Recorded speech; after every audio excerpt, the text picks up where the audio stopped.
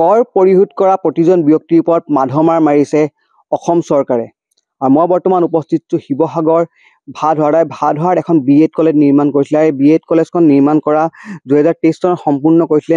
8 বিঘা মাটিত 9 কোটি টকাত আপোনাৰ এই BEd কলেজখন নিৰ্মাণ কৰিছিলে। আৰু এই BEd কলেজখনৰ সমান্তৰালকে এটা চতুৰ্থ বৰ্গৰ কৰ্মচাৰীসকলৰ বাবে এটা গৃহ নিৰ্মাণ কৰিছিলে। 3 মহলীয়া এটা গৃহ নিৰ্মাণ কৰিছিলে। সেই গৃহ এতিয়া বৰ্তমান জহি খহি যোৱা অৱস্থাত। তাৰপিছত এই যিখন BEd কলেজ বনাইছিলে, এই BEd কলেজখন 9 কোটি টকা দি বনাই পেলাই সম্পূৰ্ণ কৰি তুলিলে। কিন্তু আজিলৈকে আপোনাৰ ইয়াত এজনো কৰ্মচাৰী নাই, এজনো শিক্ষাৰ্থী নাই।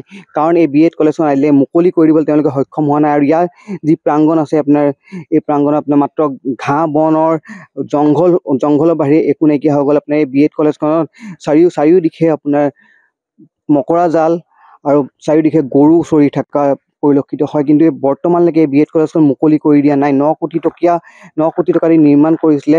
যিজন ঠিকাদাৰে নিৰ্মাণ কৰিছিলে পূৰ্বতে, সেই ঠিকাদাৰজনে আপোনাৰ এটা গৃহ অকণমান বেয়াকৈ নিৰ্মাণ কৰিছিলে বা অকণমান বিধ্বস্ত হৈছিলে। সেইখিনি ভাঙি পেলাই পুনৰ নিৰ্মাণ কৰিলে, এটা বাথৰুম পুনৰ নিৰ্মাণ কৰিছিলে। কিন্তু তাৰ পাছতো এইখন আপোনাৰ চৰকাৰে মুকলি কৰি নিদিলে। এনেকৈ ধৰণৰ আপোনাৰ বহুত চিকিৎসালয় আছে, যি চিকিৎসালয় আপোনাৰ বনালে, আপোনাৰ চিকিৎসা কেন্দ্ৰ বনালে, কিন্তু সেই চিকিৎসা কেন্দ্ৰ আপোনাৰ মুকলি কৰি নিদিলে। ঠিক তেনেধৰণে আপোনাৰ এই যি গৃহ আছে, সেইটো BEd কলেজৰ গৃহ আছিলে, আপোনাৰ এই গৃহ বৰ্তমানলৈকে মুকলি কৰি দিয়া নাই। আমাৰ লগত আপোনাৰ সচেতন নাগৰিক আছে, আপোনাৰ ইয়াৰ কি ক'ব?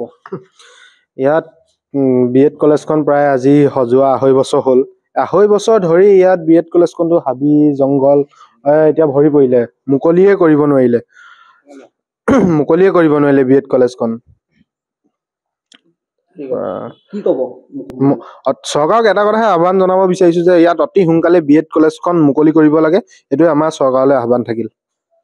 হয়, কি ক'ব? চাওক, 2.5 বছৰৰ পৰা এইখন আচলতে যেতিয়াৰ পৰা নিৰ্মাণ কৰিছিলে, তাৰপিছতো এখনত বহুত দুৰ্নীতি হ'ল, কেলেংকাৰী হ'ল। এখন ভাঙিছে বনাইছে, কিন্তু আজি পৰ্যন্ত এখন মুকলি কৰি নিদিলে। নিৰ্মাণ হোৱা 2.5 বছৰৰ পাছতো এখন মুকলি কৰিব নোৱাৰিলে চৰকাৰ প্ৰশাসনে।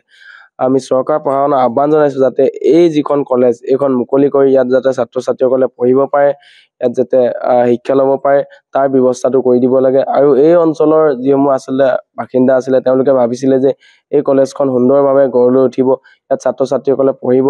কিন্তু এই যিসকল ছাত্ৰ ছাত্ৰীসকলৰ আচলতে যি সপোন আছিল, সেই সপোন কিন্তু এতিয়ালৈকে আমি দিঠকত পৰিণত হোৱা আমি দেখা পোৱা নাই। আমি চৰকাৰক আহ্বান জনাইছো যাতে এই যিখন কলেজ, এই কলেজখন মুকলি কৰি পঢ়াৰ ব্যৱস্থা কৰিব লাগে। আৰু দেখিছে গোটেই কলেজখন হাবি জংঘলে ভৰি পৰিছে। আৰু যিসমূহ আচলতে ইনফ্ৰাষ্ট্ৰাকচাৰ নিৰ্মাণ কৰা হৈছিলে, সেইসমূহ আচলতে ভাগি জহি খহি যোৱা আমি দেখিবলৈ পাইছো। এইখন যাতে জহি খহি নোযোৱাৰ আগতে এইখন নিৰ্মাণ কৰি যাতে ছাত্ৰ ছাত্ৰীসকলে পঢ়িব পৰাকৈ সুবিধা কৰি দিয়ে, তাকে আমি চৰকাৰক দাবী জনাইছো, আহ্বান জনাইছো। হয়, এই আপোনাৰ গৃহটো মই পুনৰ দেখাবলৈ অনুৰোধ জনাম।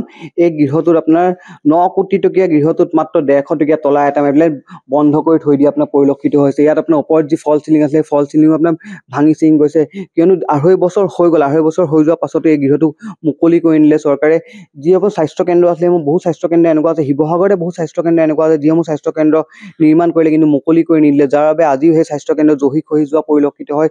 ঠিক সেই ধৰণে আপোনাৰ এই যি BEd কলেজখন নিৰ্মাণ কৰিছিলে, আপোনাৰ যিবোৰ ছাত্ৰ ছাত্ৰী সপোন দেখাইছিলে, সেই সপোন এতিয়াও আধৰুৱা হৈ আছে। আৰু ইয়াৰ আপোনাৰ পুনৰবাৰ মই দেখাবলৈ অনুৰোধ জনাম, ইয়াত যি আপোনাৰ চৌহদ আছে, চৌহদত আপোনাৰ ঘাঁহ বন আপোনাৰ ভৰি গৈছে। আৰু এয়াই এক নমুনাহে। আপোনাৰ যি পাছফালে যি আছে আপোনাৰ, সেয়া সম্পূৰ্ণ 8-10 ফুট দীঘলকৈ আপোনাৰ ঘাঁহ বন দীঘল হৈ গৈছে, কিন্তু তেওঁলোক কটোৱা নাই বা পুনৰ চাফা চিকুণ কৰোৱা নাই। আৰু এটা কথা ইয়াত উল্লেখ কৰিব লাগিব যে চৰকাৰে এনেকুৱা ধৰণৰ এটা গৃহ নহয়, বাৰম্বাৰ এনেকুৱা ধৰণৰ কাম কৰি থাকে। আৰু যিসকলে কৰ পৰিশোধ কৰে, তেওঁলোকৰ পৰা মাধমাৰ মাৰি আছে। আৰু অনাগত দিনত লক্ষণীয় হ'ব চৰকাৰে এই গৃহটো মুকলি কৰিব নে নকৰে। যিকোনো খবৰৰ বাবে যোগাযোগ কৰক 7099017330 লগতে 7099017110 নম্বৰত।